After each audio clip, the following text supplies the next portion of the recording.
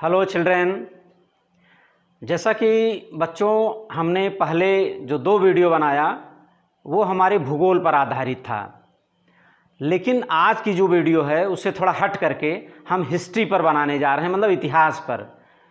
जैसे कि हमारी पुस्तक का भी नाम है जो है हमारा इतिहास और नागरिक जीवन। तो हम आज इसी पर इसके मतलब इतिहास के इस टॉपिक पर हम चर्चा करेंगे।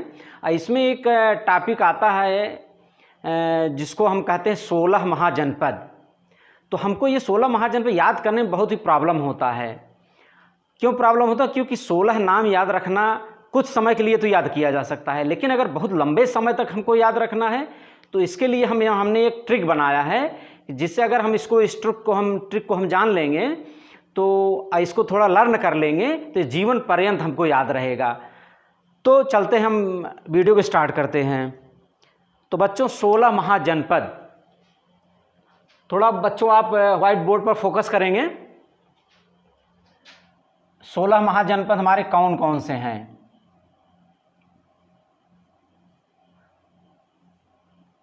सोलह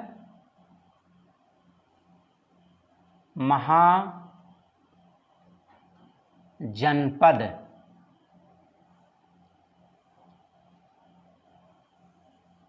इसके लिए बच्चों हमने 2 वर्ड की जो है 2 शब्द की एक ट्रिक बनाया है।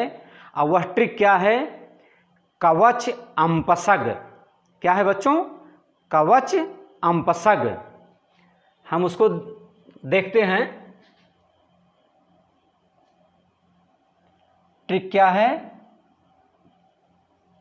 कवच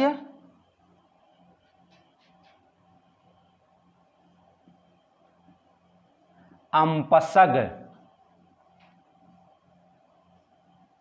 हमको बच्चों यही 2 वर्ड जो है कवच अम्पसग, यही हमको याद रखना है।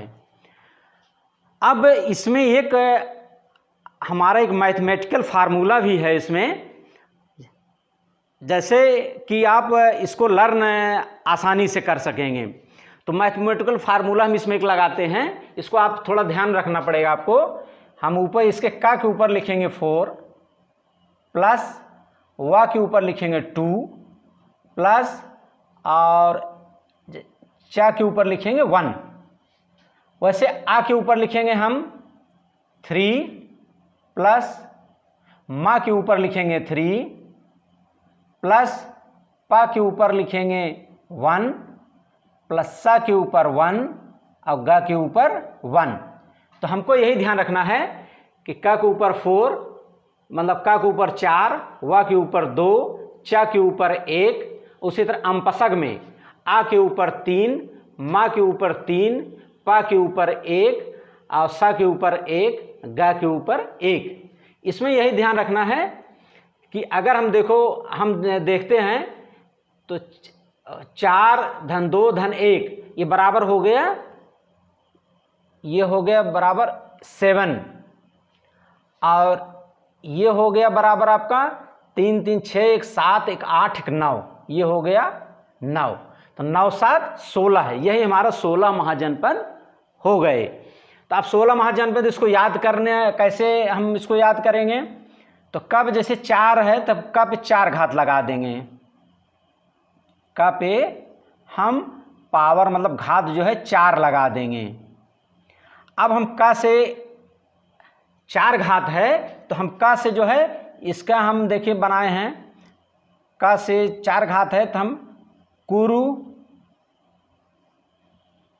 काशी, कौशल,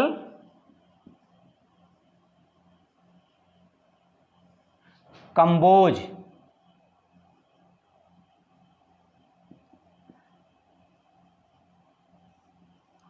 तो का पे 4 घात है बच्चों, तो कुरु, काशी, कौशल, कंबोज। उसके बाद वा पे 2 घात है बच्चों, तो हम लिख लेंगे वा पे 2 घात। तो वा से 2 घात का मतलब यहां हो गया एक जनपद हो गया वज्जी, दूसरा है वत्स, फिर आता है चप 1 घात है, तो चप एक घात मतलब हमको केवल एक नाम लिखना है, चेदी, इसका नाम है चेदी।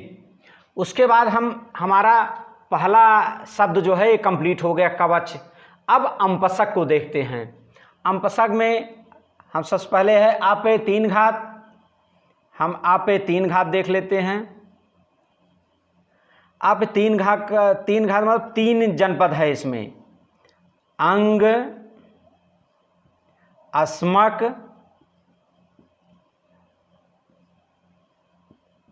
अवंती। अंग, अस्मक, अवंती। फिर माँ पे तीन घात है,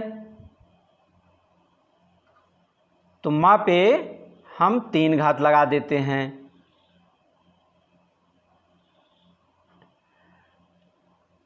तो तीन घात माँ पे, माँ से जो है तीन हमारा महाजनपद है, यह है मल्ल,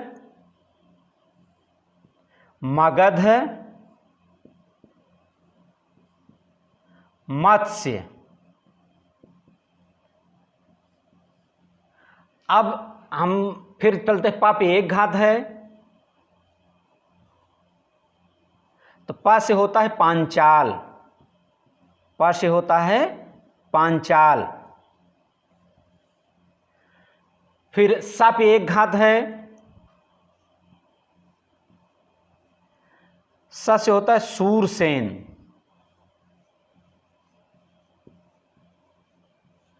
गा पे एक घात है,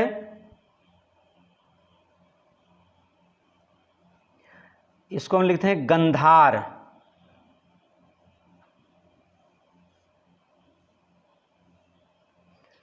ग से गंधार।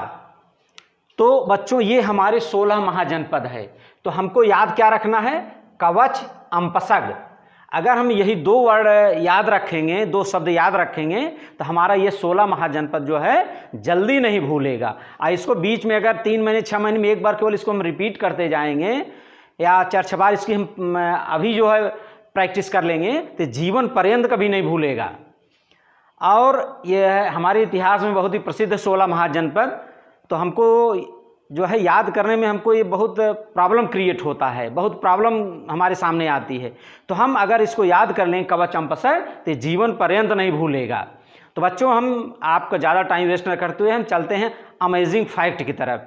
तो बच्चों आज अमेजिंग फैक्ट में हम आपको बताना चाह रहे हैं कि हमारे उत्तर प्रदेश में मात्र केवल एक राष्ट्रीय उद्यान है जिसका नाम है दुधवा नेशनल पार्क, मतलब दुधवा राष्ट्रीय उद्यान, जो कि 1977 में इस्टेब्लिश हुआ। मतलब इसकी स्थापना जो है 1977 में हुई, और यह हमारे उत्तर प्रदेश के जो है लखीमपुर खीरी जनपद में अवस्थित है। यह एक टाइगर रिजर्व भी है। तो बस बच्चों आज की वीडियो बस यहीं हम समाप्त करते हैं। आप स्वस्थ रहिए, सुरक्षित रहिए। Thank you.